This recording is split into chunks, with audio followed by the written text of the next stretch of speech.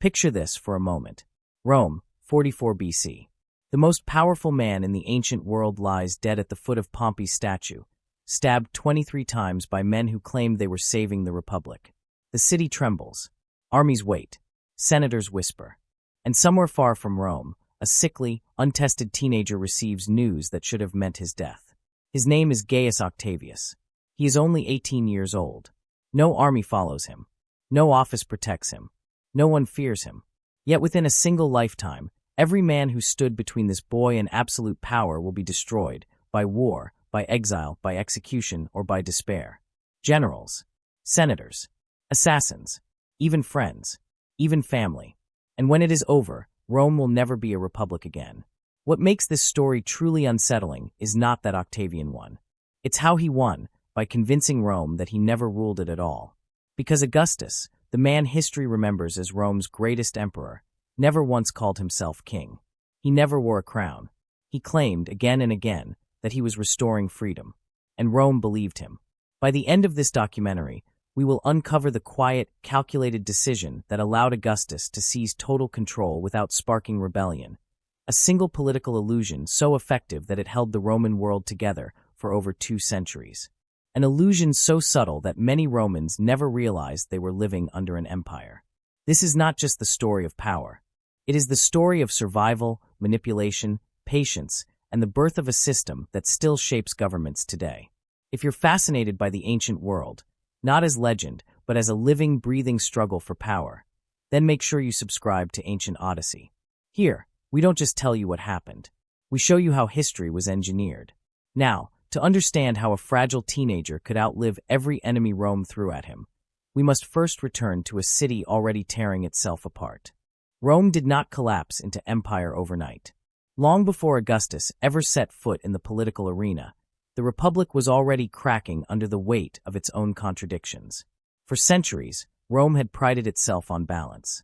Power was meant to be shared between consuls, senators, assemblies, and traditions older than memory. No man was supposed to rule alone. Kings were a trauma Rome never forgot. Yet as Rome expanded beyond Italy, conquering the Mediterranean world, the system designed for a city-state was forced to govern an empire. And it couldn't.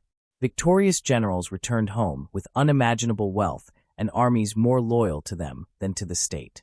Land flowed into the hands of a few elites, while veterans and small farmers were pushed into poverty. Elections became theaters of bribery and violence. The Senate, once a council of statesmen, hardened into an exclusive club protecting its own power at any cost. Reformers who tried to change the system paid in blood. The Gracchi brothers were beaten to death by mobs led by senators who claimed they were defending tradition. Their murders set a precedent. Political disagreement in Rome no longer ended with debate, but with bodies in the street. Civil war followed civil war. Marius and Sulla turned Roman legions against Rome itself, proving that armies could decide politics. Sulla marched on the city, seized power, and published death lists, prescriptions, that made murder legal if the victim's name appeared on parchment. When he finally retired, claiming the Republic had been restored, he left behind something far more dangerous. Proof that one man could take control through force and survive it. By the time Julius Caesar rose to prominence, the old rules were little more than theater. Caesar crossed the Rubicon not because the Republic was strong, but because it was already hollow. His victory and dictatorship exposed the truth everyone feared but few admitted. Rome could no longer be governed by shared power. When Caesar was assassinated, the senators believed they had saved the Republic.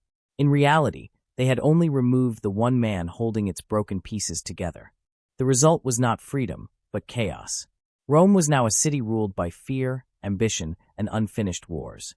It was into this unstable, violent world, where law bowed to power and tradition served as a weapon, that a young Octavian would soon arrive. By the time Octavian entered the world, Rome was already exhausted by its own success. He was born in 63 BC, the same year a minor senator named Cicero uncovered a conspiracy to overthrow the government, and the same year a little-noticed aristocrat named Gaius Julius Caesar began his climb toward greatness. Rome was wealthy, powerful, and feared, but beneath that confidence lay constant anxiety. Every triumph brought new territories to govern, new enemies to watch, and new generals ambitious enough to challenge the state itself. Octavian was born into privilege, but not into greatness. His family belonged to the equestrian class, comfortable, respected, yet far from the ancient nobility that dominated the Senate. His father, also named Gaius Octavius, was a capable administrator who rose steadily but never reached the highest offices. His mother, Asia, came from far more important blood. She was Julius Caesar's niece, linking the boy, quietly and almost accidentally, to one of the most formidable men in Rome. This connection would later change everything. But at the time, it meant little. Rome in Octavian's childhood was a city of contradictions. Lavish triumphs marched through the streets while political murders were quietly forgotten. Senators spoke of tradition while bending every rule to survive. Children of noble families were raised not just to govern, but to compete, to outmaneuver rivals before they could strike first. Octavian himself seemed ill-suited for such a world. He was frequently sick, physically unimpressive, and lacked the loud confidence Romans admired in their leaders. No one watching him grow up would have predicted dominance. If anything, he appeared fragile in a society that rewarded strength and brutality. Yet this world of instability shaped him. Octavian learned early that power in Rome was not about honor, but timing. Not about force alone, but perception. He grew up observing how men like Caesar and Pompey commanded loyalty, how senators cloaked ambition in tradition, and how survival often depended on patience rather than courage. Before he was even a teenager, Octavian lost his father. Responsibility came early. Ambition followed quietly. And looming over his youth was the ever-expanding shadow of Julius Caesar, a man whose victories thrilled Rome, whose enemies multiplied by the year, and whose fate would soon drag Octavian into the center of history. As Octavian grew older, the name that followed him everywhere was not his own. It was Caesar. Julius Caesar was no longer just a successful general. He was becoming a living force that reshaped Rome's political gravity. Victories in Gaul had brought him unmatched fame, loyal legions, and wealth on a scale few Romans had ever seen. To admirers, he was a hero. To the Senate, he was a threat. And to his family, he was something far more dangerous, a man whose favor could elevate lives or destroy them. Through his mother Asia, Octavian belonged to the Julian line, one of Rome's oldest patrician families. This connection gave the boy access to elite society, but it also placed him under constant scrutiny. Every gesture, every success, every failure was measured against Caesar's towering reputation. Caesar noticed him. He saw in Octavian something others missed, a sharp intelligence, discipline, and an unusual self-control for someone so young. Caesar began inviting him into his orbit, including him in ceremonies and public appearances. He did not mold Octavian into a warrior. Instead, he exposed him to power as performance, politics as theater, and loyalty as currency. For Octavian, this proximity was both opportunity and risk. To be associated with Caesar was to gain prestige, but also enemies. The more Caesar rose, the more Rome fractured. Senators whispered about tyranny. Rivals plotted quietly. The Republic's old fear returned with new urgency. The fear of a king in all but name. Octavian watched this unfold from the edges. He learned how public image could disarm suspicion, how generosity could buy devotion, and how patience could outlast rage. Caesar did not teach him these lessons directly. Rome did. By the time Octavian was in his mid-teens, Caesar was preparing to reshape the Roman world openly. Power was concentrating in one man's hands, and the question was no longer whether the Republic would survive unchanged, but who would inherit whatever replaced it. Octavian, still physically frail, still largely unnoticed by the masses, stood closer to that answer than anyone realized. To most Romans, Octavian was invisible. In a society that admired towering generals, booming voices, and dramatic displays of courage, he was the opposite of what leadership looked like. He was small in stature, frequently ill, and often absent from public life due to bouts of sickness that would have ended the careers of less connected men. There were no stories of battlefield heroics attached to his name, no crowds chanting it in the streets. And that was precisely why no one feared him. While other young aristocrats trained obsessively for war and politics, Octavian spent long stretches indoors, reading, observing, and listening. He learned how men spoke when they believed no one important was watching. He learned who boasted, who lied, and who panicked under pressure. In Rome, these lessons were often more valuable than physical strength. His illnesses, rather than weakening his ambition, sharpened it. Octavian understood early that he could never dominate through brute force. If he was to survive, let alone rise, he would need a different kind of power. control without confrontation, influence without exposure. Those around Caesar paid little attention to the boy at his side. Rivals dismissed him as harmless. Senators saw him as a footnote to a much larger threat. Even seasoned politicians underestimated him, mistaking silence for passivity. But Octavian was watching everything. He observed how Caesar absorbed insults without responding, how he waited until the moment was right to strike. He noticed how loyalty could be nurtured quietly over time, not demanded loudly. And he saw more clearly than most that Rome rewarded those who appeared least threatening, until it was too late. By the time Caesar prepared to leave Rome for campaigns in the east, Octavian was no longer just a relative kept close out of affection. He was being tested, sent away for education, placed in situations meant to measure his resolve. The boy no one feared was learning how to endure. And endurance, in the years ahead, would prove more deadly than any sword. By the time Octavian reached late adolescence, Julius Caesar's ascent was no longer subtle. It was undeniable and irreversible. Caesar had shattered every expectation placed upon him. His victories in Gaul did more than expand Rome's borders. They transformed him into a living legend. Soldiers adored him. The urban poor saw him as a champion. To Rome's elite, however, he represented something far more unsettling, a man who no longer needed their approval. Each triumph widened the divide between Caesar and the Senate. Laws were passed to curb his authority, not because he had broken tradition, but because he had outgrown it. The old system depended on balance, and Caesar had tipped the scales simply by succeeding too well. Octavian watched from the margins as political tension thickened the air in Rome. Senators spoke of liberty while preparing for war. Alliances formed and collapsed in rapid succession.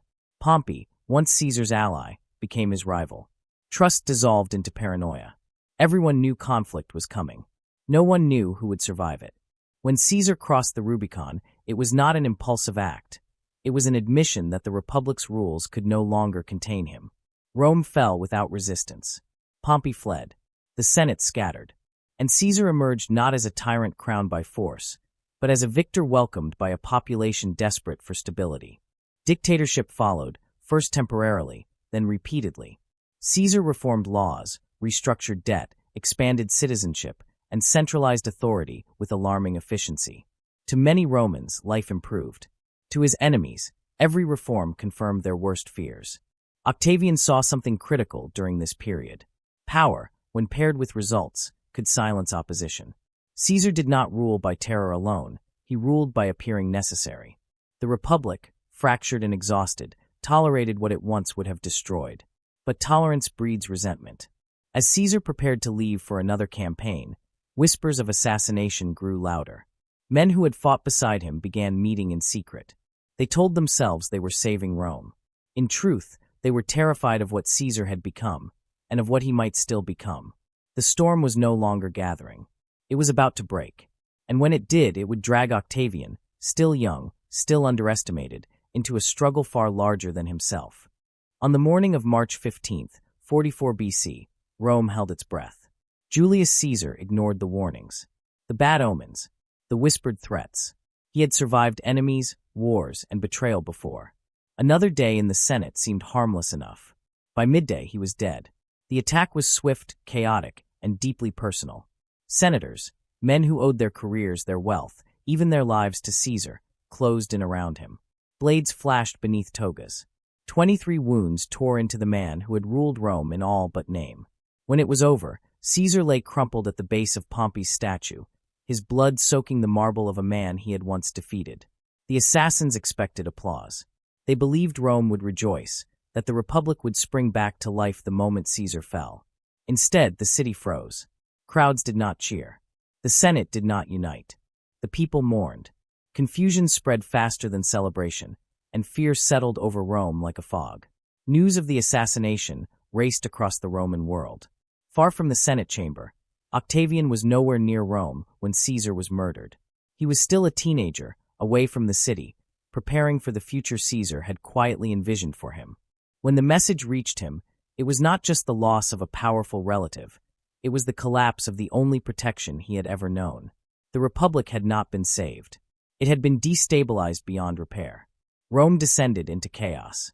The conspirators hesitated, unsure what to do next. Mark Antony seized Caesar's papers and treasury. Crowds filled the streets, angry and volatile. Caesar's funeral became a political weapon, turning public grief into fury against the men who claimed to be liberators. For Octavian, everything changed in an instant. The world he was preparing to enter no longer existed. The rules had been erased. Power was once again up for grabs, and Rome had shown what it did to those who misjudged the moment. The assassins had killed Caesar's body.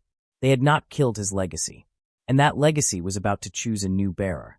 In the days after Caesar's assassination, Rome searched for clarity and found none. Then Caesar's will was read. What followed stunned the city. Julius Caesar had not named a seasoned general or trusted senator as his heir. He had chosen an 18-year-old boy most Romans barely knew. Gaius Octavius was not just granted Caesar's wealth. He was adopted into his family, posthumously transformed into Gaius Julius Caesar. In a single stroke of ink, Octavian inherited a name that carried both devotion and hatred. The people of Rome received money. Veterans were promised land. Caesar's legacy was not buried with him. It was distributed deliberately to secure loyalty beyond the grave. For Octavian, the will was both a gift and a death sentence. To accept it meant claiming Caesar's enemies along with his supporters. To refuse it would mean disappearing into irrelevance, or worse, suspicion. Mark Antony, Caesar's closest lieutenant, immediately dismissed the boy as insignificant, calling him a child who could be managed or ignored. That miscalculation would haunt him. Octavian did not rush to Rome in triumph. He moved carefully, gathering information, testing loyalty, measuring risk. He understood something many older men did not. Caesar's name was a weapon, but only if wielded at the right moment. When Octavian finally entered Rome, he did not arrive with an army. He arrived with legitimacy. Veterans recognized him as Caesar's heir. The people recognized the name. The Senate, uneasy and divided, had no choice but to acknowledge him. The transformation was sudden and unsettling. The quiet, sickly boy now stood at the center of Roman politics, carrying the burden of a murdered dictator's legacy. He was too young, too inexperienced, too fragile. At least, that's what everyone told themselves. But Octavian had accepted the inheritance fully. Not just the fortune, not just the name. He had accepted the war that came with it. Rome was no place for the young or the weak. When Octavian stepped into the city, it was not mourning Caesar so much as circling his corpse. Power hovered in the streets like a predator, waiting to see who would claim it. Veterans demanded rewards. Senators plotted survival. Old alliances collapsed as quickly as new ones formed. And in the middle of it all stood an 18-year-old heir with no army and too many enemies. Mark Antony controlled Caesar's papers, his treasury, and much of his political network. He treated Octavian with open contempt, denying him access to the resources promised in the will. To Antony, Octavian was an inconvenience, a symbolic threat that could be neutralized with delay and dismissal. Octavian did not confront him directly. Instead, he did something far more dangerous. He began building loyalty from the ground up. Using borrowed money and personal credit, Octavian paid Caesar's promised gifts to the people out of his own pocket. Veterans noticed. Crowds noticed. The name of Caesar began circulating alongside a new face, a face that was calm, controlled, and unexpectedly determined. The Senate, desperate to counter Antony's growing power, saw opportunity in the boy. Men who had once feared Caesar now encouraged his heir, convincing themselves they could use him as a tool. Octavian accepted their praise without trusting their intentions. He learned quickly that Rome rewarded those who let others underestimate them. Threats came quietly. Whispers of assassination followed him through the city. Friends vanished. Loyalty shifted overnight. Rome had become a city of killers, and Octavian walked its streets without protection, aware that one wrong move could end his life before it truly began. Yet he survived.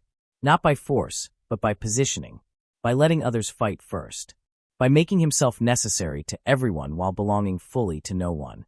Within months, the boy many believed would fade away had become impossible to ignore. He had no official rank, no command, no legal authority, and yet Rome was already beginning to move around him. The clash between Octavian and Mark Antony did not begin with armies or battles. It began with contempt. Antony saw himself as Caesar's true successor. He had marched beside him, fought for him, and stood at his side in power. To be challenged by a teenager with no military record felt insulting. He mocked Octavian publicly, questioned his legitimacy, and dismissed him as a name without substance. Octavian responded with silence and preparation.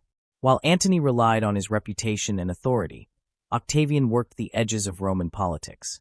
He courted Caesar's veterans, reminding them who had legally inherited their commander's legacy. He cultivated senators who feared Antony's growing dominance, offering himself as a counterweight without openly declaring war. The Senate played its own game. Figures like Cicero openly attacked Antony, portraying him as a threat to the Republic. In Octavian, they believed they had found a controllable ally, a young man who could be armed with legitimacy but denied true independence. Octavian let them believe it. Tensions escalated as Antony positioned himself as governor of key provinces, gathering troops and resources. Rome edged closer to open conflict. The Republic's leaders told themselves they were restoring balance, even as they prepared for yet another civil war. Octavian, still officially a private citizen, began raising an army of his own, legally questionable, politically explosive, and utterly effective. Veterans flocked to him. Caesar's name opened doors that authority alone could not. When war finally broke out between Antony and the Senate's forces, Octavian stood at the center of it, not as a subordinate, but as a power in his own right. The boy who was meant to be used had become indispensable. Antony had underestimated him. And in Rome, underestimation was often fatal. Octavian had no legal right to command an army. That fact alone should have ended his ambitions before they began. In the Roman Republic, authority flowed through offices, traditions, and age. Octavian possessed none of these. What he did possess was something far more powerful: Caesar's name and an instinctive understanding of loyalty. He went directly to the veterans. These men had fought for Caesar, bled for him, and expected the rewards he had promised. Antony delayed those promises, treating the legions as tools rather than partners. Octavian did the opposite. He spoke to them as Caesar's heir, not his replacement. He framed his cause as unfinished business, as loyalty to a fallen commander rather than rebellion against the state. The effect was immediate. Legions began to shift their allegiance, not because Octavian ordered them to, but because they chose to. He offered stability, recognition, and continuity in a world where everything else felt uncertain. Soldiers who barely knew him were willing to march under his name. Rome's leaders were alarmed. A private citizen commanding troops was a violation of everything the Republic claimed to stand for. Yet they tolerated it, even encouraged it, because those troops were aimed at Antony. Octavian understood the contradiction perfectly. The Republic would break its own rules if it believed it was doing so to save itself. As his influence grew, so did his confidence. He learned how to reward loyalty without appearing tyrannical, how to appear respectful while quietly expanding his power. He did not demand obedience. He cultivated it. By the time Octavian formally entered Rome at the head of his supporters, he was no longer just Caesar's heir. He was a military force the Senate could not ignore, and an ally they could not fully control. He had won the legions without authority. And that victory would soon force the Republic to make a choice it could no longer avoid. The Senate believed it was still in control. Faced with Mark Antony's growing power, Rome's leading politicians convinced themselves that Octavian was a solution, not a threat. He was young, inexperienced, and technically dependent on their approval. To them, he was a temporary instrument that was useful, disposable, and ultimately manageable. They were wrong. In public, Octavian played his role perfectly. He spoke respectfully of the Senate. He framed his actions as defense of the Republic. He allowed older statesmen to believe they were guiding him, even as he carefully expanded his independence. When open conflict with Antony erupted, the Senate granted Octavian unprecedented authority. Commands were issued. Titles were bestowed. Laws were bent. Each exception was justified as temporary, necessary, and safe. Octavian accepted everything.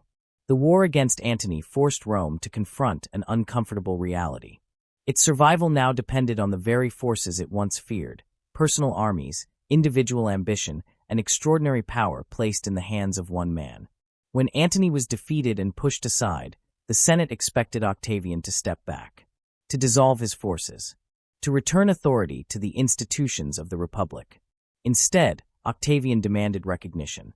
At just 19 years old, he insisted on being elected consul, Rome's highest office. When the Senate hesitated, his legions waited outside the city. No threats were spoken. None were needed. The message was clear: Rome could choose legality or peace, but not both. The Senate yielded. In that moment, the illusion of control shattered. The young man they believed they were using had used them instead. Octavian had learned the Republic's most dangerous weakness. Its leaders would surrender principles to avoid chaos. And he never forgot that lesson. With Antony weakened but not destroyed, Rome stood on the edge of yet another reckoning. Octavian understood that victory over one rival did not guarantee survival against all others. The Republic was still unstable, and its institutions were no longer strong enough to protect anyone, not even him. So he made a decision that shocked both allies and enemies. He joined forces with the very men he had just fought against. Mark Antony, Marcus Lepidus, and Octavian met not as friends, but as realists. Each commanded armies. Each represented a different faction of Roman power. And each knew that continued conflict would tear the state apart before any of them could truly rule it. The result was the Second Triumvirate, a legally sanctioned alliance unlike anything Rome had seen before. Unlike the informal pact between Caesar, Pompey, and Crassus years earlier, this arrangement was written into law. The three men were granted extraordinary authority to restore the Republic. In truth, it suspended it. The triumvirs divided the Roman world among themselves, carving provinces like spoils of war. Courts were overridden. Laws were dictated. Opposition was no longer debated, it was eliminated. For Octavian, the alliance was calculated and temporary. He needed time. He needed legitimacy. And above all, he needed his enemies exposed. Rome quickly learned the price of this new order. Lists appeared. Names of senators, equestrians, former allies, anyone deemed dangerous, were posted publicly. Their property was seized. Their lives were forfeit. Murder became policy. The Second Triumvirate did not bring peace. It brought control. And Octavian, the youngest of the three, watched closely as the old world burned away, knowing that only one of them would still be standing when it was over. The lists were posted in the open. Names etched onto boards in public places, visible to anyone who could read, and terrifying to those who could. These were the prescriptions, and they marked a moment when the Roman state abandoned even the pretense of justice. Under the authority of the Second Triumvirate, murder was legalized. Men whose names appeared on the lists were stripped of citizenship, property, and protection. Anyone could kill them. Informants were rewarded. Family members were forbidden from mourning. Heads were displayed in the forum as proof of loyalty to the new regime. Rome had seen this before under Sulla, but never on this scale. The terror was systematic. Senators vanished overnight. Former allies betrayed one another to survive. Wealth flowed upward as estates were seized and redistributed to fund armies and by loyalty. Fear became the currency of politics.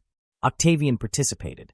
Later in life, he would claim reluctance, blaming Antony for the worst excesses. But at the time, he signed the lists. He allowed men to die whose only crime was being politically inconvenient. Survival demanded brutality, and Octavian did not flinch. One execution in particular shocked Rome. Marcus Tullius Cicero, the great orator, defender of the Republic and relentless critic of Antony, was hunted down and killed. His head and hands were nailed to the rostra, the very platform from which he had spoken against tyranny. The message was unmistakable. The Republic's voice had been silenced. For Octavian, the prescriptions served a darker purpose. They removed enemies, enriched his cause, and hardened him. The boy who once survived by patience was learning something colder. That mercy, in moments of chaos, could be fatal. When the killing finally slowed, Rome was quieter and emptier. Cicero's death did more than silence a man. It marked the end of an idea. For decades, Cicero had embodied the belief that words, laws, and tradition could still guide Rome. He had opposed tyrants, defended the Senate, and believed, until the end, that the Republic could be restored through reason. His execution made it clear that this belief was no longer just naive, but dangerous. When his head and hands were displayed in the forum, Rome understood the cost of speaking freely. The message reached every corner of the city. Eloquence would not save you. Status would not save you. History itself would not save you. Octavian watched carefully as the shock rippled through Rome. Cicero had once championed him, praising the young heir as a defender of liberty against Antony. Now, Cicero lay dead by the authority of the very alliance Octavian had joined. It was a moment that exposed the true price of power, the sacrifice of moral clarity in exchange for survival. This was not a mistake. It was a calculation. Octavian learned that ideals, when clung to too tightly, could become liabilities. He also learned something more unsettling. Rome would accept almost anything if order followed terror. Outrage faded quickly when stability returned. As the city adjusted to its new reality, the triumvirate turned its attention outward. Caesar's assassins were still alive. Brutus and Cassius had fled east, raising armies and claiming to fight for the Republic's soul. For the triumvirs, this was not just unfinished business. It was a chance to redefine legitimacy itself. The war to avenge Caesar was about to begin. The reckoning came in the east. Brutus and Cassius, the most prominent of Caesar's assassins, had not fled in panic. They had fled with purpose. In the eastern provinces, they gathered legions, raised funds, and presented themselves as the last defenders of the Republic. To their followers, they were liberators. To Rome, they were reminders that Caesar's murder was not yet settled. The second triumvirate could not allow them to stand.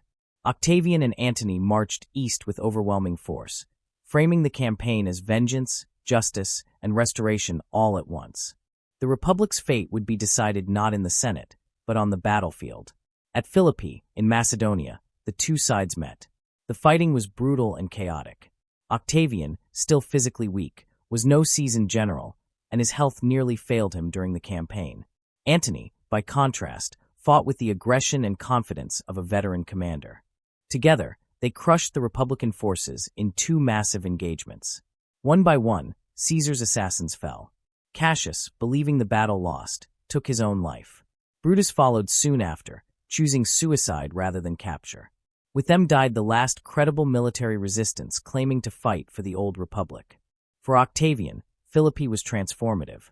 He had not distinguished himself in combat, but he did not need to. Victory was what mattered, and victory belonged to those who survived. The war had eliminated his most symbolic enemies and cemented his place among Rome's rulers. But it also deepened the divide within the triumvirate. Antony emerged as the dominant military figure. Lepidus faded into irrelevance.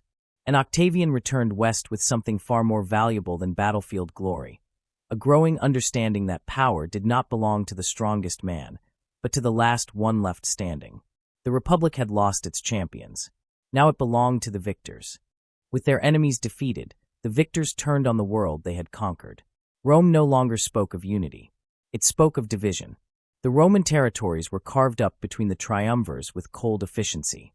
Antony took the wealthy eastern provinces, rich in cities, trade, and ancient prestige.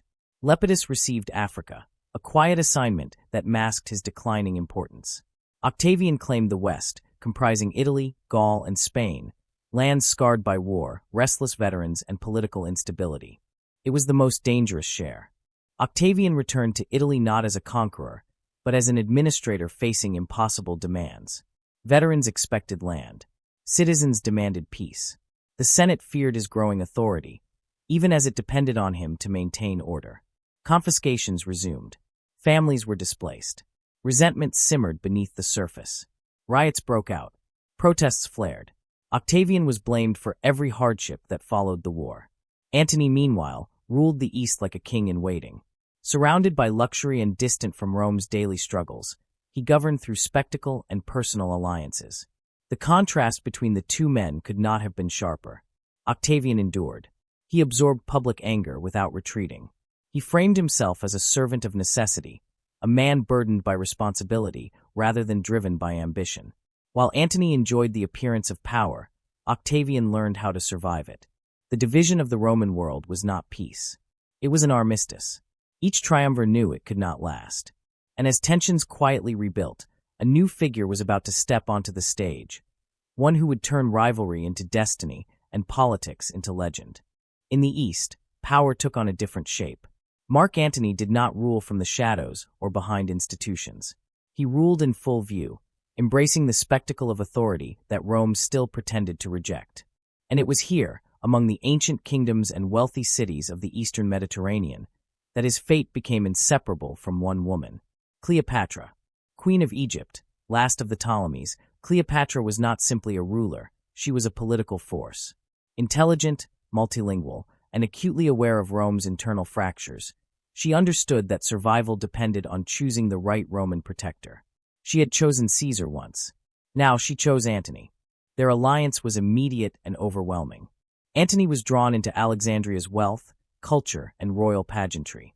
He lived not as a Roman magistrate, but as a Hellenistic monarch, ruling alongside Cleopatra in a world of ceremony and luxury that alarmed Rome from afar.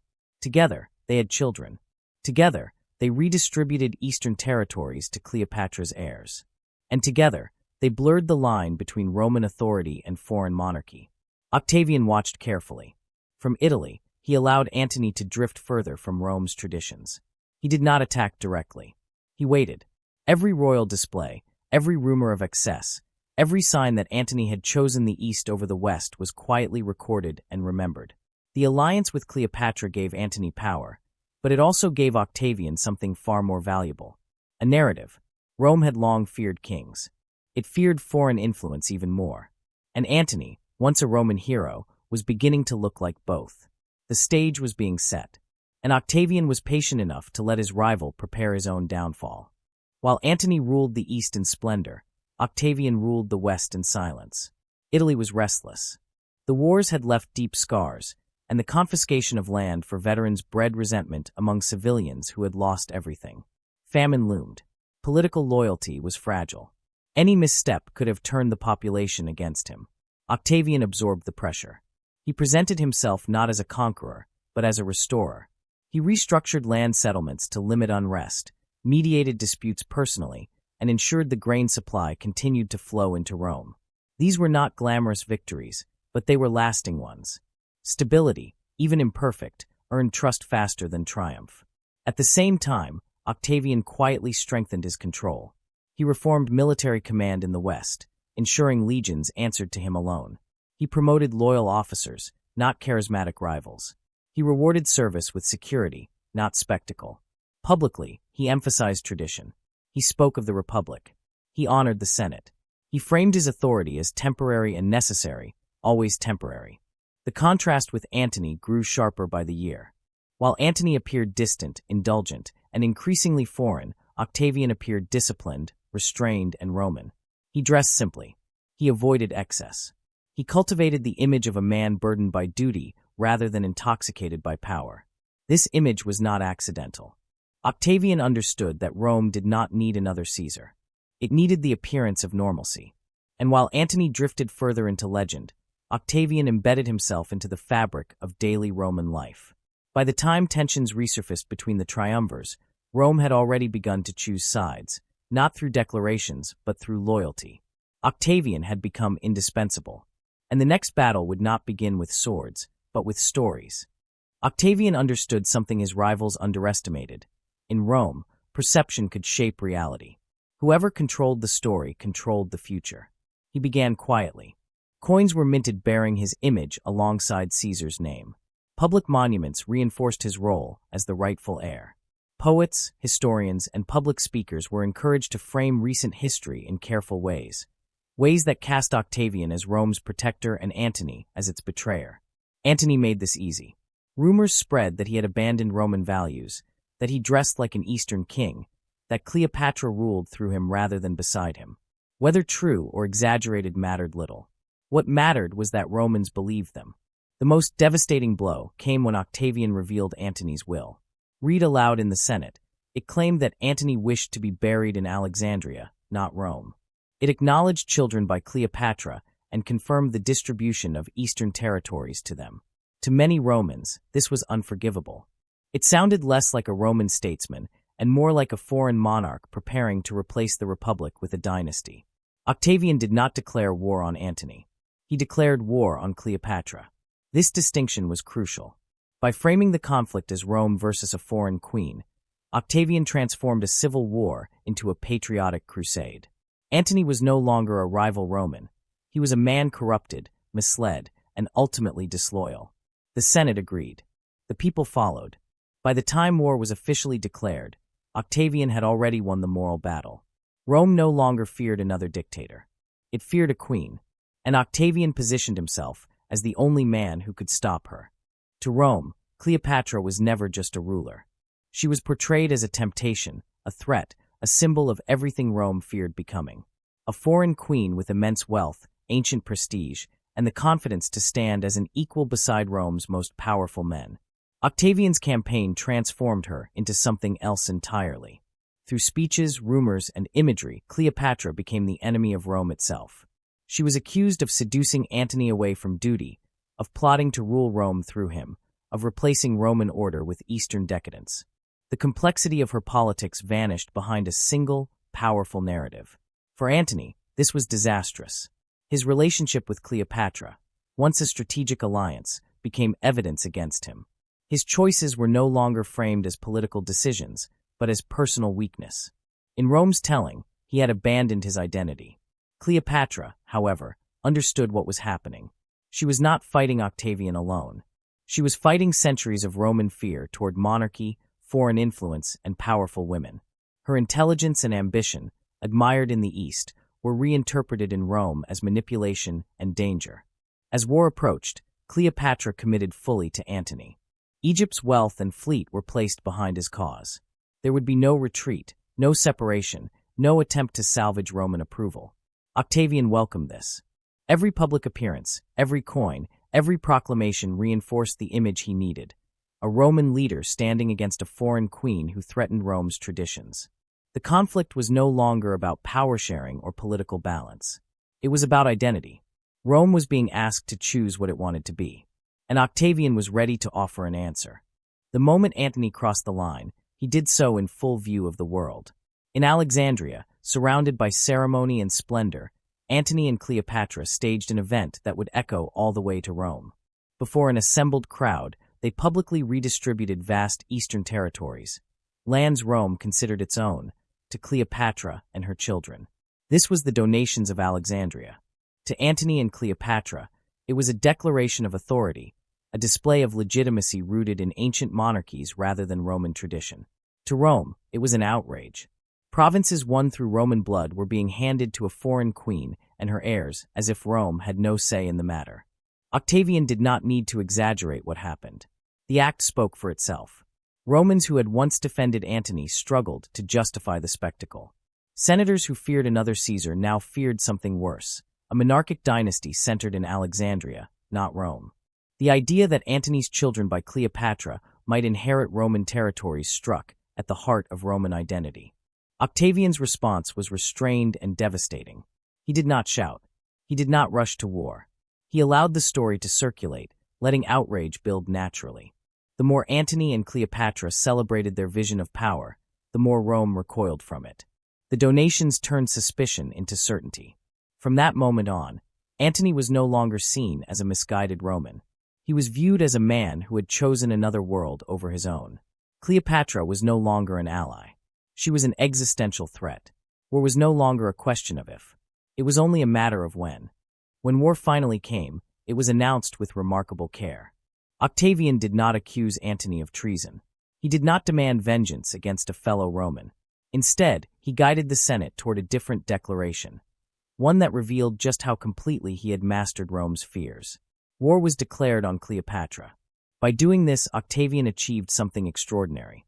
He stripped Antony of the dignity of being Rome's enemy and recast him as a traitor fighting on behalf of a foreign queen. The conflict was no longer a civil war. It was a defensive struggle to protect Roman identity, Roman tradition, and Roman sovereignty. The Senate complied. The people approved. The illusion held. Antony, bound to Cleopatra by loyalty and fate, had no choice but to stand with her. In doing so, he fulfilled the narrative Octavian had constructed. Every Roman soldier who followed him now appeared to be fighting against Rome itself. Octavian moved swiftly to prepare. Oaths of loyalty were demanded across Italy. Temples and public spaces reinforced the language of duty and tradition. The war was framed not as ambition, but obligation. For the first time in decades, Rome marched under a unified cause. Octavian had transformed personal rivalry into moral necessity. He had done what none of his predecessors had managed. He united Rome by redefining its enemy. And as fleets assembled and legions prepared to move, the fate of the Roman world narrowed toward a single confrontation at sea. The decisive moment came on the water. In 31 BC, off the western coast of Greece near Actium, two visions of the Roman world faced each other. Antony and Cleopatra commanded a vast fleet of large, heavily armed ships built for power and intimidation. Octavian's forces, led by the skilled Admiral Agrippa, relied on speed, coordination, and discipline. The battle was less a clash of strength, than a test of resolve. For hours, the fleets maneuvered under the sun, locked in a tense stalemate. Then, in a moment that would define history, Cleopatra's ships broke formation and fled south toward Egypt. Whether it was a pre-planned retreat or a sudden decision remains debated, but the effect was catastrophic. Antony followed. The departure shattered morale. The remaining fleet collapsed into confusion, and Octavian's forces pressed the advantage. The battle was not a slaughter, but it was decisive. Antony's cause was broken not by defeat alone, but by desertion. Octavian did not celebrate wildly. He did not need to. Actium ended the last serious resistance to his authority. Antony and Cleopatra were finished, even if they did not yet know it. The Roman world had chosen its future, and it no longer lay in the east. In Rome, the victory was framed as liberation. Coins were struck. Monuments planned. Octavian returned not as a conqueror, but as a savior who had spared Rome another generation of civil war. But one chapter remained unfinished. Antony and Cleopatra were still alive, and their end would seal Octavian's transformation forever. After Actium, the outcome was inevitable. Antony and Cleopatra retreated to Egypt, clinging to the remnants of their power as Octavian advanced methodically behind them. Cities surrendered without resistance. Former allies defected. The world that had once bowed to Antony now prepared to welcome his rival. In Alexandria, desperation replaced grandeur. Antony, abandoned by many of his followers, struggled to maintain authority. Cleopatra attempted negotiations, weighing survival against legacy. Both understood that Octavian would not allow them to live as rivals, but neither was willing to be paraded through Rome as a trophy. When Octavian's forces entered Egypt, resistance collapsed quickly. Believing Cleopatra dead, Antony fell on his sword, choosing death over humiliation. Mortally wounded, he was carried to Cleopatra, dying in her arms as the world they had imagined dissolved around them. Cleopatra followed soon after. Rather than submit to capture, she took her own life. Whether by a snake, poison, or another means remains uncertain. What is certain is that she denied Octavian the spectacle of her defeat. With her death, the Ptolemaic dynasty ended, and Egypt became a Roman province. Octavian ordered restraint. He spared Alexandria from destruction, seized Egypt's immense wealth, and quietly eliminated Cleopatra's son by Caesar. There would be no competing heirs. No lingering symbols of an alternate future. When Octavian left Egypt, he did so as the undisputed master of the Roman world. No rival remained. No army opposed him. No ideology challenged him. For the first time in decades, Rome had one ruler, and no name yet for what he was becoming. When Octavian returned to Rome, there was no one left to oppose him. The civil wars that had consumed an entire generation were over. Every rival was dead, defeated, or forgotten. The Senate remained, but its authority was hollow. The legions remained, but their loyalty belonged to one man. The people remained, exhausted and desperate for peace. Octavian stood alone at the center of it all. Yet he understood the danger of victory. Rome had killed kings before. It had murdered Caesar for appearing too powerful. If Octavian claimed absolute authority openly, he would invite the same fate. So he did something unexpected. He paused. Rather than declaring dominance, he spoke of restoration. Rather than punishing the Senate, he honored it. He closed the doors of the Temple of Janus, symbolizing the end of war, and presented himself not as a ruler, but as a man returning power to the Republic. The performance was careful, deliberate, and convincing. Behind the scenes, Octavian held every lever of control: armies, wealth, provinces, and loyalty. But in public, he appeared restrained, almost reluctant. Rome, traumatized by decades of violence, accepted the illusion gladly. Peace had a powerful effect. Trade resumed. Cities rebuilt. Generations who had known nothing but war began to imagine stability. And stability made people forgiving. They did not ask how power was structured, only that it no longer collapsed. Octavian had won the greatest victory of all, not over enemies, but over expectation. He had learned that Rome did not need to be conquered. It needed to be convinced. Octavian now faced the most dangerous challenge of his life. Winning power had been easier than keeping it. Rome's hatred of kings was older than the Republic itself. Any man who claimed permanent authority risked assassination, no matter how necessary his rule seemed. Octavian understood this better than anyone. He had watched Caesar die for it. Yet the Roman world could no longer function without centralized control. Armies needed direction. Provinces needed governance. Law required enforcement. The Republic, as it had once existed, was beyond repair. The question was not whether Octavian would rule. It was how. He began by dismantling expectation. There were no grand announcements, no sweeping declarations. Instead, he allowed Rome to believe it was reclaiming control. He resigned extraordinary powers publicly, returning authority to the Senate while quietly retaining command of the provinces that mattered most. This balance was intentional. Octavian kept control of the legions by holding military provinces, while the Senate governed peaceful regions that posed no threat. To the public, this looked like cooperation. In reality, it ensured no rival could ever rise against him. Titles were handled just as carefully. He refused the word rex. He avoided anything that sounded permanent or absolute. Instead, he accepted honors that implied service rather than domination, roles that framed him as first among equals, not ruler above all. Rome wanted to believe him. The city had grown tired of chaos and eager for normalcy.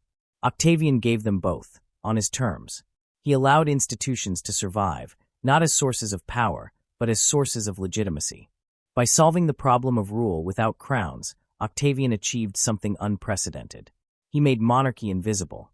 In 27 BC, Octavian made his most convincing move. Standing before the Senate, he announced that he was surrendering his extraordinary powers. The wars were over, he said. The Republic no longer needed a single man to guide it. Authority, once again, would belong to Rome's ancient institutions. The Senate reacted exactly as Octavian expected. Rather than accepting his resignation, they begged him to stay. In a carefully choreographed exchange, they returned key powers to him, this time framed as duties, not privileges. He was entrusted with the most volatile provinces, those requiring military oversight.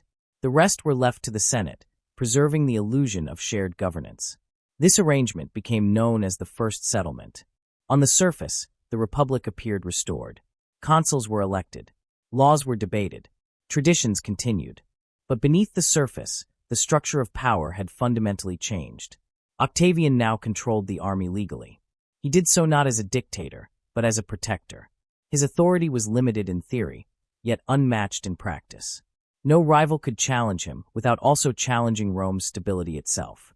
It was during this moment that the Senate granted him a new name, Augustus. The title carried no legal power, but immense symbolic weight. It suggested reverence, sanctity, and destiny without explicitly claiming rule. Octavian accepted it quietly, understanding that symbols often lasted longer than laws. With the first settlement, Rome crossed an invisible line. The Republic still existed, but it now revolved around one man. The name Octavian had carried since Caesar's death quietly began to disappear.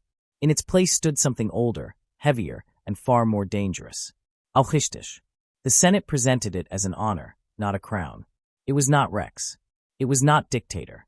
It granted no written powers, no explicit authority. But in Roman culture, words mattered, and this word carried the weight of the sacred.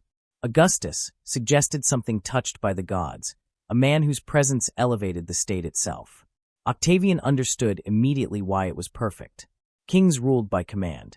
Dictators ruled by fear. Augustus would rule by reverence. From that moment on, his power no longer appeared seized or imposed. It felt bestowed. Rome had not been conquered by a man. It had entrusted itself to one. Every decision he made now carried an aura of inevitability, as though history itself were moving through him. Yet Augustus remained careful. He continued to dress plainly. He walked the streets without guards. He spoke as a citizen among citizens. The more modest he appeared, the greater his authority grew. In a city traumatized by tyranny, restraint became the ultimate display of control. Coins began to circulate bearing his image. Poets praised the return of peace. Temples honored stability as a divine gift. Without issuing decrees, Augustus reshaped how Romans understood leadership. Power was no longer loud. It was calm, orderly, and permanent. Most Romans welcomed it. After a century of chaos, the promise of peace mattered more than abstract freedoms. The Republic still existed in form, but Augustus had redefined its soul. Rome was no longer governed by competition among equals, but by consensus around one indispensable figure. A teenager once dismissed as weak had transformed himself into the axis of the Roman world. And he was only getting started. Having accepted the title Augustus, he now faced the most delicate phase of his entire career. He possessed more power than any Roman alive, yet he could not openly wield it. The city still remembered Caesar's fate. Too much authority, displayed too clearly, invited assassination. Augustus had learned the lesson well.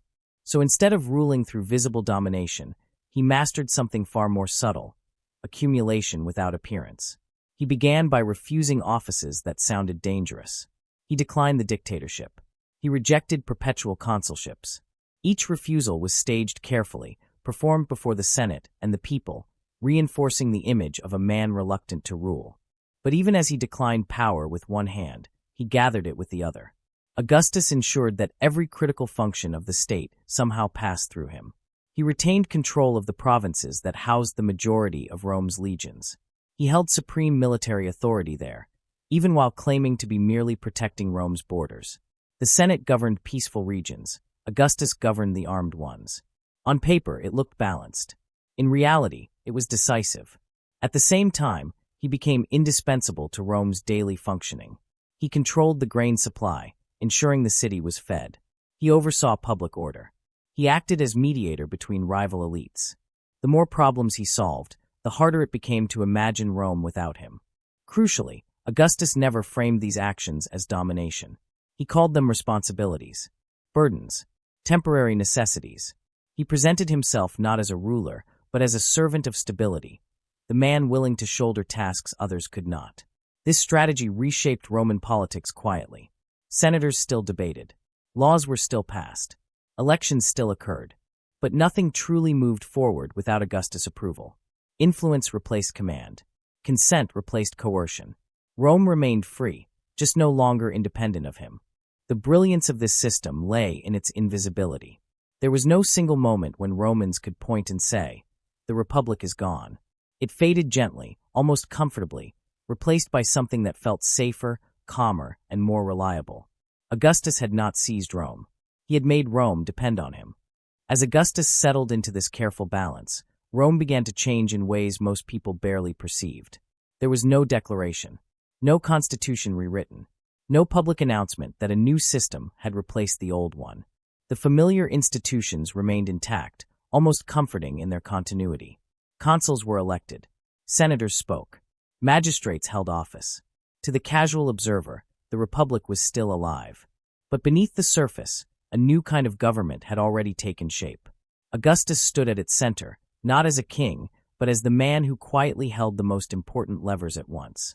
He possessed imperium over vast provinces, granting him military command unmatched by any senator. He held tribunician power, allowing him to propose legislation, veto decisions, and present himself as the protector of the Roman people. These powers had once belonged to separate offices, designed to limit any single individual. Augustus combined them seamlessly, without ever creating a new title that might alarm the public. What emerged was something Romans had no word for. It was not monarchy. It was not the republic they remembered. It was a system built around one individual whose authority came from precedent, not law. Augustus called himself princeps, the first citizen. The phrase sounded modest, even reassuring. Yet it masked the reality that no decision of consequence could bypass him. The Senate adapted quickly. Some embraced the arrangement, relieved that civil war had ended and their lives were secure. Others resisted quietly, finding themselves sidelined or ignored. Opposition no longer led to open conflict. It led to irrelevance. Power had shifted from confrontation to access. To matter in Rome now meant standing close to Augustus. The people noticed the results, if not the mechanism. The streets were safer. Grain was cheaper. The endless cycle of violence that had defined their parents' lives had stopped. Stability dulled curiosity. Few asked how the peace was maintained, only that it endured. This was the genius of the new system. It did not demand belief. It rewarded indifference. Rome had not been overthrown. It had been redesigned, slowly and quietly, while everyone was watching something else. And as this invisible government took root, Augustus began to address a deeper challenge: how to justify his authority not just politically, but spiritually. As the machinery of power settled into place, Augustus turned his attention to something even more enduring than law or politics: belief. Rome had always intertwined religion and state. Victories were credited to the gods, failures blamed on their displeasure. Augustus understood that if his new order was to last, it needed more than acceptance. It needed sanctity. Yet he also understood the danger. Julius Caesar had allowed himself to be declared a god in life, and the backlash had been fatal. Augustus would not repeat that mistake. Instead, he chose restraint and precision. In Rome itself, he rejected open worship of his person. He presented himself as a man favored by the gods, not one of them. Temples rose not to Augustus, but to Rome, to peace, to the ancient deities reborn through his leadership. The message was subtle but clear. The gods had chosen him as their instrument. Outside Italy, the approach was different. In the provinces, especially in the Greek East where ruler worship was already familiar, cities began honoring Augustus as divine. Temples were dedicated to him. Priests served in his name. Rather than forbid it, Augustus regulated it. Worship was redirected toward Roma et Augustus, binding loyalty to both the empire and the man who embodied it. This careful balance allowed him to enjoy the benefits of divinity without its risks. He never claimed godhood in Rome, yet his image was surrounded by sacred symbolism. Coins depicted him alongside divine signs. Public ceremonies linked his survival and success to heavenly favor. Over time, reverence grew naturally without force. Even his adoptive father played a role. When Julius Caesar was officially deified after death, Augustus became the son of a god. The title was powerful, ancient, and unchallengeable. It elevated him above rivals without making him a tyrant. His authority now rested not just on military strength or political consensus, but on cosmic order. The result was a controlled divinity, one that inspired loyalty without provoking fear. Romans did not kneel before Augustus. They simply came to believe that Rome functioned best when he was at its center. And with belief secured, Augustus turned to the foundation of all power in the ancient world, the army. With belief quietly aligned in his favor, Augustus addressed the most dangerous force Rome had ever known, its own soldiers. For generations, the legions had decided the fate of the Republic. They had marched on Rome, backed rival generals, and turned civil war into a recurring condition of Roman life. Soldiers no longer fought for the state. They fought for the men who promised them land, wealth, and survival. Augustus understood that if this reality continued, no political system could ever be stable. So he changed the army, permanently. He reduced its size, disbanding surplus legions and removing thousands of armed men from political life. Those who remained were reorganized into a standing, professional force. Service was standardized. Pay became regular. Pensions were guaranteed. Soldiers no longer needed to gamble their loyalty on ambitious generals. Their future was now secured by the state. But in practice, that state was Augustus. For the first time, soldiers swore loyalty not to the Senate or the Roman people, but to him personally. Their pay came from his treasury. Their retirement depended on his promise. Land grants were distributed under his authority. The bond between commander and army, once chaotic and personal, was now centralized and controlled. To protect himself further, Augustus created something entirely new, a military force stationed within Italy itself.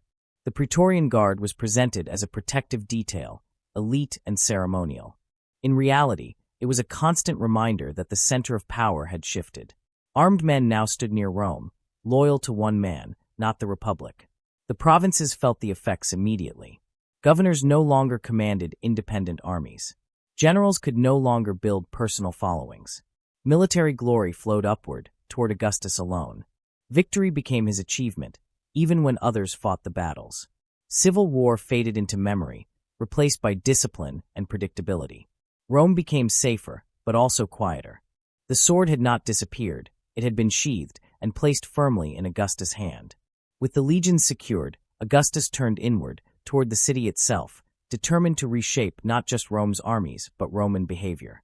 With the army firmly under control, Augustus confronted a different kind of instability, one that could not be crushed by legions. Rome, in his view, was suffering from moral decay. Decades of civil war had eroded traditions, weakened family structures, and blurred social boundaries that once defined Roman identity. If his new order was to endure, it needed not only peace, but discipline, a shared sense of values that bound citizens to the state and to one another. Augustus chose law as his instrument. He introduced sweeping reforms that reached deep into private life. Marriage was encouraged, even incentivized. Childbearing became a civic duty. Citizens who avoided family life found themselves excluded from certain honors, while those with many children were rewarded. These policies were presented as a revival of ancient virtue, a return to the moral strength that had once made Rome great. At the same time, Augustus tightened control over public behavior. Adultery, once a private matter, became a crime against the state. Sexual conduct was regulated. Social boundaries between classes were enforced more strictly. The message was unmistakable. Personal life was now a matter of public concern. Order followed swiftly. Crime fell. Social norms stabilized. Rome appeared healthier, more disciplined, more confident in its identity. Many citizens welcomed the changes, grateful for clarity after years of chaos. But beneath the surface, something profound had shifted. The state had moved into the household. The emperor now stood as moral guardian, defining virtue and punishing deviation. Freedom remained, but only within carefully drawn lines. Augustus did not rule through terror, yet his laws carried an implicit warning. Loyalty was no longer just political or military. It was personal. This system depended heavily on image. Augustus portrayed himself as the model Roman, faithful, restrained, devoted to family and tradition. His authority was reinforced not by excess, but by example. Or at least, that was the image. Behind the carefully constructed facade, the imperial family itself would soon become a source of scandal, threatening to expose the fragile line between public virtue and private reality. As Augustus tightened his grip on Roman morality, he understood that laws alone were not enough. People needed symbols, and nothing symbolized Roman virtue more powerfully than the family. Augustus elevated his own household into a living example of the values he preached. Marriages, births, and alliances within the imperial family were carefully staged as public events. Statues depicted harmony and fertility. Coins carried images of heirs and ancestors. Poetry celebrated lineage, duty, and continuity. The message was constant and unmistakable. Rome was stable because its leading family was stable. His wife, Livia, became central to this image. She embodied restraint, loyalty, and traditional femininity. Publicly, she was the perfect Roman matron, dignified, modest, and devoted. Privately, she was a formidable political figure, navigating influence quietly, never appearing to overstep the boundaries Augustus had drawn. Children and grandchildren were presented as the future of Rome itself. Augustus positioned potential heirs not as future rulers, but as guardians of the Republic's rebirth. Their presence reassured the people that the chaos of succession struggles was over. Yet this transformation of family into propaganda came at a cost. Personal choice within the imperial household diminished rapidly. Marriages were arranged for political usefulness, not affection. Lives were shaped by expectations rather than desire. Every misstep risked becoming a public contradiction of the moral order Augustus claimed to restore. The imperial family was no longer private. It was a stage, and like all performances, it demanded perfection. When that perfection cracked, when personal behavior collided with public virtue, the consequences would be severe. The greatest challenge to Augustus' moral authority would not come from rebels or rivals, but from within his own bloodline. For years, Augustus had presented his family as the moral backbone of Rome. Then his daughter shattered the illusion. Julia the Elder was intelligent, charismatic, and fiercely independent. Everything her father publicly praised in Roman women, and everything his moral system could not tolerate. Married repeatedly for political convenience, she lived under constant scrutiny, expected to embody the virtues Augustus demanded of the entire empire. Instead, rumors began to circulate. Whispers of affairs, of late-night gatherings, of a private life that openly defied the laws her father had imposed. At first, Augustus ignored them. Then the whispers grew louder. The evidence became undeniable. The woman at the center of Rome's moral propaganda had become its greatest contradiction. The response was merciless. Augustus acted not as a father, but as the guardian of public virtue. Julia was charged under his own adultery laws, the same laws meant to discipline Roman society. She was divorced, disgraced, and exiled to a remote island. Her lovers were punished. Some were driven to suicide. Others were stripped of status and power. Rome watched in stunned silence. No citizen was above the law, not even the emperor's daughter. The message was devastatingly clear. Augustus' moral authority did not bend for blood. In preserving the image of the state, he sacrificed his own family. Public order had triumphed over private love. Yet the damage could not be undone. The scandal exposed the strain beneath Augustus' system. His reforms demanded restraint while concentrating power in a single household. They enforced virtue through fear while pretending to restore tradition. Julia's fall revealed how fragile the balance truly was. Behind the serene image of stability lay exile, isolation, and irreversible loss. And for Augustus, the cost was deeply personal. The man who had reshaped the Roman world now faced the truth that absolute control came with absolute loneliness. Julia's exile did not end the scandal, it amplified it. Rome absorbed the lesson slowly, then completely. The emperor's laws were not symbolic gestures. They were enforced with precision and cruelty when necessary. Shame became a public instrument, wielded to reinforce obedience and define acceptable behavior. Exile, in particular, emerged as Augustus' favored punishment. It avoided the spectacle of executions while achieving something more lasting: erasure. Those cast out were not martyrs. They simply vanished from political and social life. Their names faded. Their influence dissolved. This method suited Augustus perfectly. It preserved the illusion of a humane regime while quietly removing threats, contradictions, and embarrassments. Order was maintained without bloodshed. Fear remained, but it was subdued, disciplined, almost polite. Public morality hardened. Romans adjusted their behavior, not always out of belief, but out of caution. Private lives narrowed. Social circles shrank. Reputation became a form of currency, fragile and easily destroyed. Augustus had succeeded in turning virtue into a measurable, enforceable standard. Yet the emperor himself was not immune to the consequences. Julia's isolation weighed heavily on him. Letters from her were reportedly ignored. Appeals for mercy were denied. Augustus knew that reversing his decision would undermine the very laws that defined his authority. Compassion, in this system, was a weakness he could not afford. The tragedy revealed the final shape of Augustus' rule. It was stable, orderly, and deeply controlled, not just in politics or the military, but in emotion, identity, and memory. Rome had gained peace, but it had lost softness. And as the years passed, another vulnerability emerged, one no law or exile could solve. Augustus was growing older, and the question of who would follow him began to haunt the empire. For all his control, Augustus faced a problem that no amount of law or symbolism could resolve. He had built a system that depended entirely on him. The republic still existed in name, but its stability rested on the presence of a single man whose authority came from precedent, prestige, and personal loyalty. Remove him, and the delicate balance could collapse. Augustus knew this better than anyone. He had lived through what happened when power vacuums opened in Rome. Yet succession posed a paradox. To openly name an heir would expose the truth, that Rome was no longer a republic at all. It would invite comparisons to kingship, the very image Augustus had spent decades avoiding. But to leave the question unanswered was equally dangerous. Ambition, once awakened, could tear the system apart. Augustus chose ambiguity. He began elevating potential successors subtly, granting them honors, visibility, and military commands without ever declaring them rulers in waiting. These men were presented as helpers, deputies, guardians of the state, never as heirs. The strategy bought time, but not certainty. Each candidate brought risks. Too popular, and they might threaten Augustus himself. Too weak, and they could not hold the empire together. Every promotion was calculated, every title carefully weighed. The problem was compounded by biology. Augustus had no surviving sons.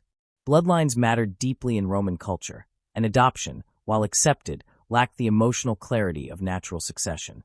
The imperial family, already strained by scandal and exile, became a chessboard of political necessity. Behind the calm facade of stability, anxiety grew. Who would command the legions? Who would control the treasury? Who could inherit power that had never been formally defined? The greatest achievement of Augustus, creating a system without visible tyranny, now threatened to become its greatest weakness. And as fate would prove, the empire would pay dearly for this uncertainty. One by one, the future Augustus tried to shape vanished before him. At first, hope seemed secure. Young men were elevated, celebrated, and placed before the public as symbols of continuity. They were introduced gently, never declared heirs, but clearly positioned as the next generation of leadership. Rome watched them grow, expecting stability to carry forward without disruption. Then death intervened. Illness claimed some. Sudden misfortune took others.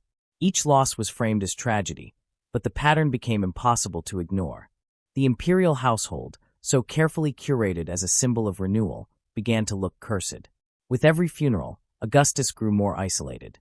He had invested years in preparing these successors, guiding their education, promoting their careers, and weaving them into the political fabric of Rome. Their deaths were not just personal losses. They were structural fractures in the future of the empire. Public confidence wavered. Whispers spread. Some spoke of divine displeasure. Others suspected poison and intrigue. Augustus ignored the rumors, but their existence revealed a deeper truth. Rome no longer trusted fate to manage its leadership. The emperor's grief hardened into resolve. Each death forced him to rethink succession from the beginning. Time was no longer on his side.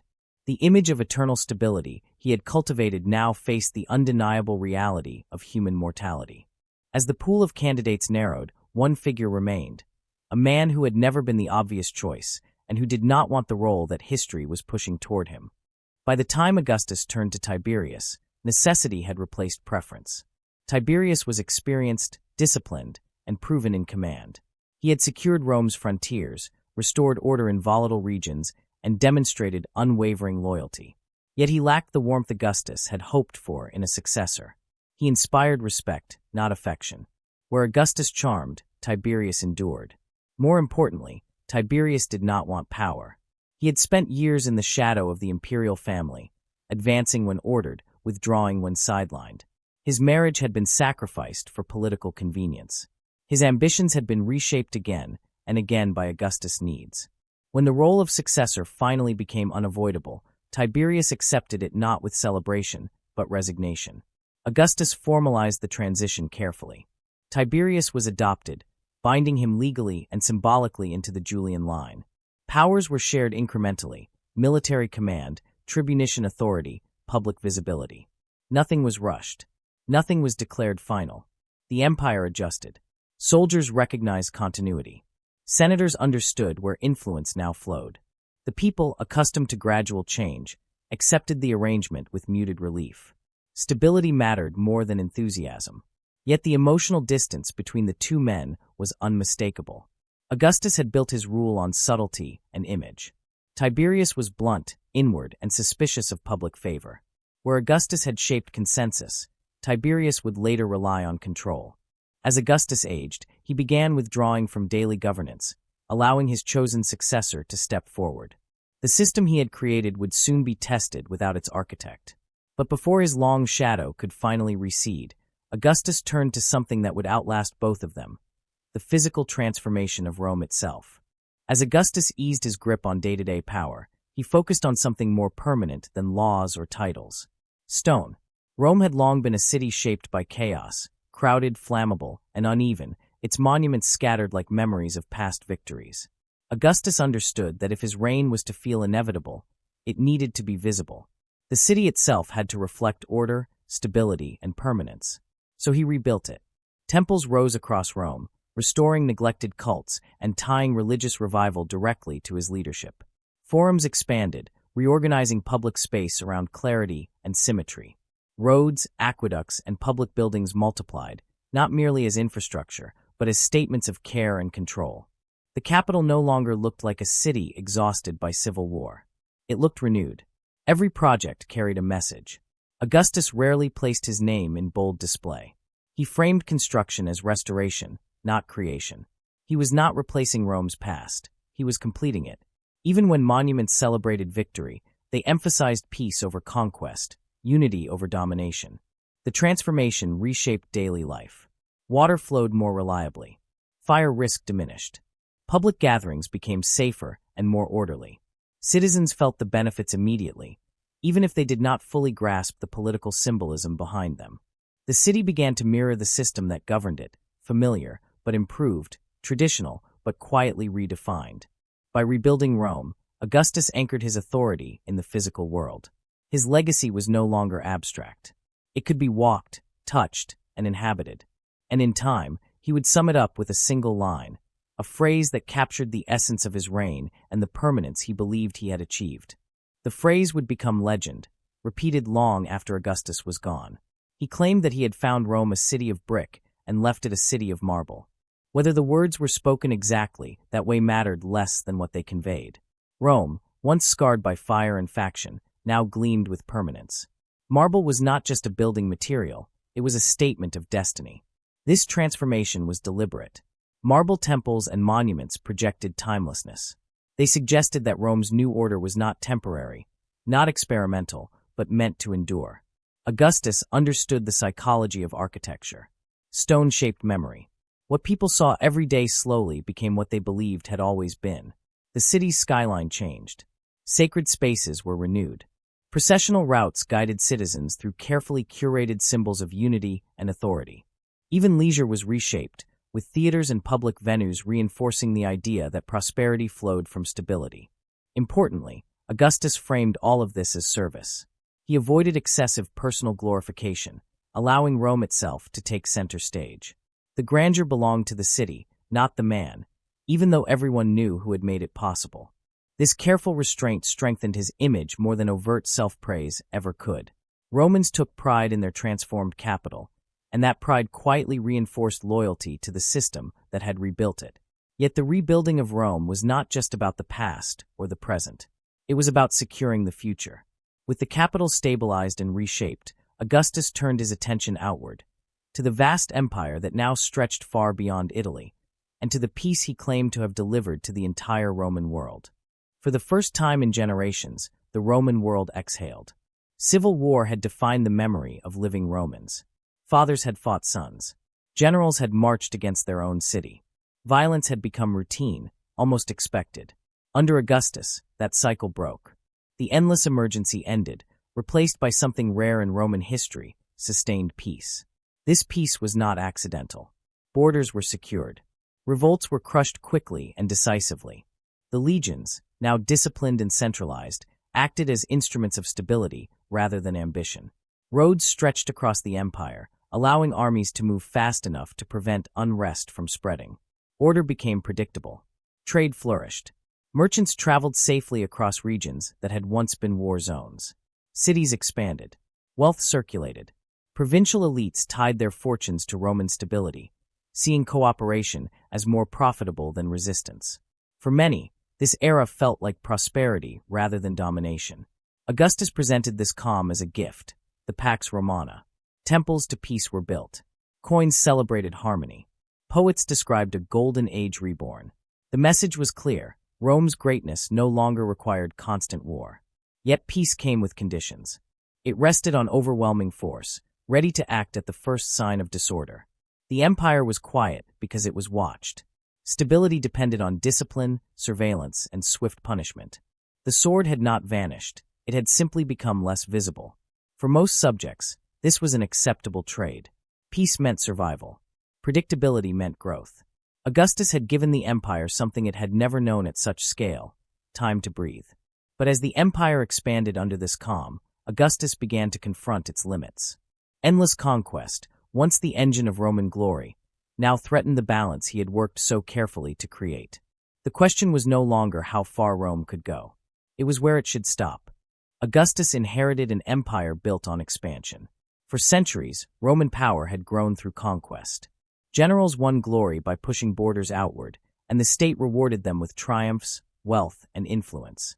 But Augustus had seen where unchecked ambition led. Expansion created rivals. Rivals created civil war. He chose restraint. Rather than chasing endless conquest, Augustus focused on consolidation. Frontiers were stabilized, not recklessly advanced. Client kingdoms were strengthened as buffers. Diplomacy became as important as force. Where possible, influence replaced invasion. This shift marked a fundamental change in Roman thinking. The empire was no longer a project of constant growth, but one of long-term management. Provinces were reorganized. Taxation became more systematic. Local elites were integrated into Roman governance, encouraged to see the empire as a shared enterprise rather than a foreign occupation. Borders gained meaning. Rivers, mountains, and deserts became defensive lines rather than obstacles to be crossed. Fortifications rose. Garrisons settled into permanent positions. The legions were no longer marching endlessly forward. They were holding ground. This approach brought stability, but it also introduced new dangers. Fixed borders invited pressure. They transformed distant threats into permanent neighbors. Maintaining peace now required vigilance, not momentum. Augustus understood the risk, but he accepted it. He believed that Rome's survival depended not on how much land it controlled, but on how well it governed what it already had. The age of reckless conquest was over. In its place stood an empire that sought endurance. Yet not all frontiers would obey this vision. Beyond the Rhine lay territories that resisted control, lands that tested Rome's limits and would soon deliver a shock that haunted Augustus for the rest of his life. Beyond the Rhine stretched a world Rome did not fully understand. Dense forests, unstable alliances, tribes bound by loyalty rather than law. Germania was not like the provinces Rome had already absorbed. It offered little wealth, no grand cities, and no clear political hierarchy to co-opt. Still, Augustus allowed efforts to push Roman influence eastward, hoping to transform the region into a stable frontier. At first, it seemed to work. Roman administrators imposed taxes. Legions built roads and forts. Local leaders appeared cooperative. Among them was Arminius, a Germanic noble raised in Rome, trained as a Roman officer and trusted implicitly by the imperial command. That trust would prove fatal. In the year 9 CE, 3 Roman legions marched through the Teutoburg forest under the command of Publius Quinctilius Varus. They believed they were suppressing a minor uprising. In reality, they were walking into a carefully planned ambush. For days, the forest closed in on them. Rain turned roads into mud. Formations broke. Attacks came from every direction. Arminius and his allies struck relentlessly, exploiting terrain the Romans could not control. The legions were annihilated. Standards were captured. Thousands died. The shock reverberated across the empire. Rome had not suffered such a disaster in generations. 3 legions were gone, erased. The myth of invincibility shattered in a place that seemed wild and distant, yet suddenly felt dangerously close. Augustus was devastated. Reports describe him wandering the palace, calling out for the lost legions, consumed by grief and disbelief. The man who had built an empire of control now confronted the limits of power. Germania would never be fully conquered. The Rhine became a permanent boundary, not by choice, but by trauma. Augustus' vision of managed expansion ended there, in the shadows of a forest Rome could not tame. And for the emperor himself, the defeat left a wound that never healed. The disaster in Germania was not just a battlefield defeat. It was a psychological rupture. For decades, Augustus had projected an image of careful calculation and inevitable success. Victories reinforced the idea that his rule brought order even to chaos. Teutoburg shattered that illusion. The loss of 3 legions was something Rome could not disguise, spin, or absorb quietly. The response was immediate and defensive. Augustus ordered reinforcements to the Rhine, not to advance, but to prevent further collapse. Forts were strengthened. Patrols intensified. The frontier hardened. Rome no longer spoke of bringing civilization to Germania. It spoke of holding the line. Inside Rome, the mood shifted. Fear replaced confidence. Rumors of invasion spread. Emergency measures were enacted. Augustus even considered desperate actions, including lowering standards for recruitment to rebuild the army. The empire had learned, painfully, that peace rested on fragile foundations. For Augustus personally, the defeat cut deeper than any political crisis. He blamed himself for trusting the wrong man, for allowing ambition to outpace caution. The discipline that had defined his reign now turned inward, becoming self-reproach. Ancient sources describe a ruler haunted by the memory, unable to let it go. This failure reshaped imperial policy. Never again would Augustus allow large-scale expansion beyond secure frontiers. The lesson was clear. Some lands were not worth the cost. The empire's future lay in defense, not conquest. The man who had mastered control now understood loss. And as age advanced, this awareness of limitation would increasingly shape his final years.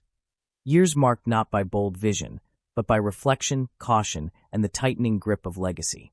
As Augustus entered old age, power no longer energized him. It weighed on him. His body weakened, plagued by illness and fatigue, yet his grip on the empire tightened rather than loosened. Experience had taught him that stability could unravel quickly, and he no longer trusted chance or optimism. Control, once subtle and elegant, became more deliberate. He withdrew from public life, but never fully. Appearances were reduced, speeches shorter, ceremonies fewer. Behind the scenes, however, decisions continued to flow through him. The system he had built required constant calibration, and he remained its final authority. Regret crept in quietly. The memory of lost heirs lingered. Julia's exile remained unresolved. Germania haunted his thoughts. Victories felt distant, almost abstract, while failures stayed vivid. Augustus had won the world, but the cost had been personal and irreversible. Yet he did not allow sentiment to soften his rule. Surveillance increased. Dissent was watched carefully. Loyalty was tested. Augustus understood that the transition to Tiberius would be the most dangerous moment of all. The empire needed to feel continuity, not uncertainty. So he managed the end as carefully as the beginning. Tiberius was placed ever more prominently in command. Public rituals reinforced the image of shared authority. Senators adjusted, learning to read the future without being told explicitly. Rome, once shaped by Augustus' youth and ambition, now reflected his caution. The fire that had driven him was fading, replaced by a quiet determination to control how history would remember him. His final task was not governance, but narrative, ensuring that his life's work would outlive him intact. And so, in his last years, Augustus turned to the ultimate act of power. He began to write his own legacy. In his final years, Augustus no longer tried to shape events. He shaped memory. With the machinery of government running largely without him, his focus turned inward, not toward reflection, but toward control of the story that would survive him. He understood that power did not end with death. It endured through how a life was remembered, taught, and repeated. He reviewed records meticulously. Achievements were catalogued. Failures were omitted or softened. The chaos that had preceded his rise was emphasized, making his reign appear not just successful, but necessary. Peace became his defining achievement, framed as the natural result of his leadership rather than the product of overwhelming force. Augustus prepared public texts meant to outlive him. They did not read like propaganda. They read like facts, calm, measured, and unquestionable. He avoided emotional language, presenting his actions as duties accepted reluctantly, honors thrust upon him by the will of the people and the Senate. Ambition vanished from the narrative. Sacrifice remained. Even his death was planned. Instructions were left for the transition of power, for public ceremonies, for how his body would be displayed and mourned. The empire would not stumble into grief. It would move forward smoothly, guided by ritual and continuity. Those close to him noticed the change. The once calculating strategist became precise and quiet, focused less on the future than on permanence. Augustus had always ruled through subtlety. Now, he applied that same discipline to history itself. When the moment finally arrived, Rome was ready. The man who had ended the Republic would ensure that his version of events would define it forever. All that remained was the final act, the death of Augustus, and the immediate question of whether his creation could survive without him. Augustus died quietly. There was no violence, no sudden collapse, no dramatic end befitting a man who had reshaped the ancient world. In the summer of 14 CE, after more than 4 decades as Rome's central figure, his body finally failed him. The moment he had spent his life preparing for arrived exactly as he intended. Calm. Those around him noted his composure. Final words were exchanged. Instructions were confirmed. Even in death, Augustus maintained control, ensuring that nothing felt abrupt or uncertain. The empire would not experience a void. News spread carefully. Rome did not erupt into panic. There were no competing claims, no legions on the move. The transition to Tiberius began immediately, guided by the structures Augustus had put in place. Authority passed not through chaos, but through expectation. Public mourning followed ritual. The body was displayed. Eulogies were delivered. Achievements were recited. Citizens remembered peace more vividly than war, stability more clearly than sacrifice. The memory of civil conflict already felt distant, blurred by years of calm. Augustus was cremated, and his ashes placed among Rome's honored dead. Yet the man himself did not vanish. His presence lingered in institutions, in laws, in stone, and in the habits of power that now defined Roman life. For the first time since Julius Caesar's death, Rome faced a future without the architect of its order. The real test had begun, and as the empire moved forward under new leadership, Augustus' final message awaited the world. A carefully crafted account meant to explain not just what he had done, but why it had all been justified. After Augustus' death, Rome received his final word not as a speech, but as a text. It was called the Res Gesti, the deeds of the divine Augustus. And it was no ordinary record. It was a carefully constructed autobiography, stripped of emotion, controversy, and doubt, designed to stand as the official memory of his life. The text was displayed publicly, engraved in stone, copied across the empire. Anyone could read it. And that was the point. Augustus did not describe himself as a ruler who seized power. He described himself as a citizen who served.